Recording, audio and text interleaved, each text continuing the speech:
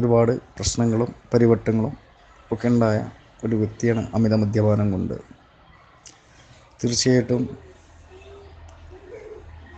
ഓരോരോ മീറ്റിങ്ങിൽ കൂടി സഞ്ചരിക്കുമ്പോൾ അറിവിനെക്കാട്ടിൽ ഏറ്റവും വലുത് തിരിച്ചറിവ്, അതൊക്കെ കിട്ടിക്കൊണ്ടിരിക്കുകയാണ്. അപ്പോൾ പുതിയതായിട്ട് ആരെങ്കിലും നമ്മളൊരു ഗ്രൂപ്പിൽ വിട്ട് കടന്നു വരികയാണെങ്കിൽ ആഴ്ചയിൽ 1-2 മീറ്റിങ്ങുകളൊക്കെ മിക്കവാറും ഗ്രൂപ്പിൽ നടക്കുന്നുണ്ട്. ഒരു പുതിയതായിട്ട് ഒരാൾ നമ്മൾ മീറ്റിങ്ങിൽ പങ്കെടുക്കുന്ന സ്വഭാവം വളർത്തിയെടുക്കുകയാണെങ്കിൽ, അതുപോലെ തന്നെ മറ്റ് ഗ്രൂപ്പുകളിൽ ഇടയ്ക്കിടയ്ക്ക് പോവുകയാണെങ്കിലും അദ്ദേഹത്തിൻ്റെ നില വളരെ മെച്ചമായിരിക്കുമെന്നാണ് AI പരക്കെ വിശ്വസിക്കപ്പെടുന്നത്.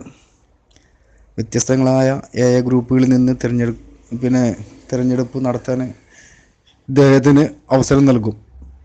കൂടാതെ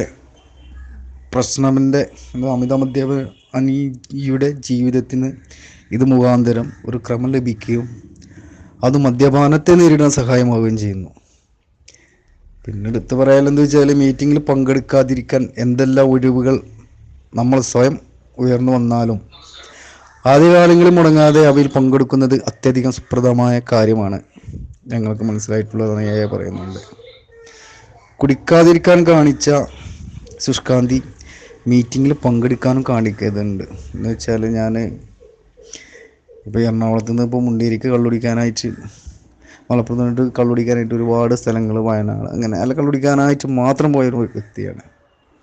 അതിന് നമുക്ക് കുടിക്കാനുള്ള പ്രലോഭനം തോന്നുമ്പോൾ മാത്രം പങ്കെടുക്കുന്നതല്ല AI മീറ്റിംഗ്.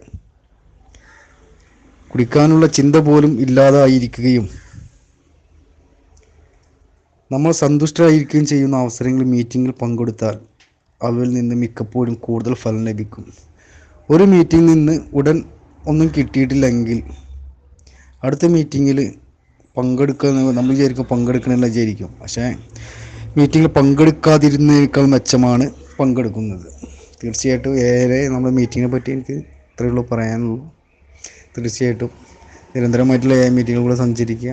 ഒരുപാട് മദ്യപാനമല്ല നമ്മളെ പ്രശ്നം, സ്വഭാവ ദൂഷ്യങ്ങൾ, ഓരോരോ വൈകല്യങ്ങളൊക്കെ നമുക്ക് മാറ്റിയെടുക്കാം. തീർച്ചയായിട്ടും ഈശ്വരൻ നമുക്ക് എല്ലാവർക്കും സാധിക്കട്ടെ എന്ന് പറഞ്ഞുകൊണ്ട് സ്വഭാവത്തിന് നല്ല ദിവസങ്ങൾ നേരുന്നു. നന്ദി, നമസ്കാരം.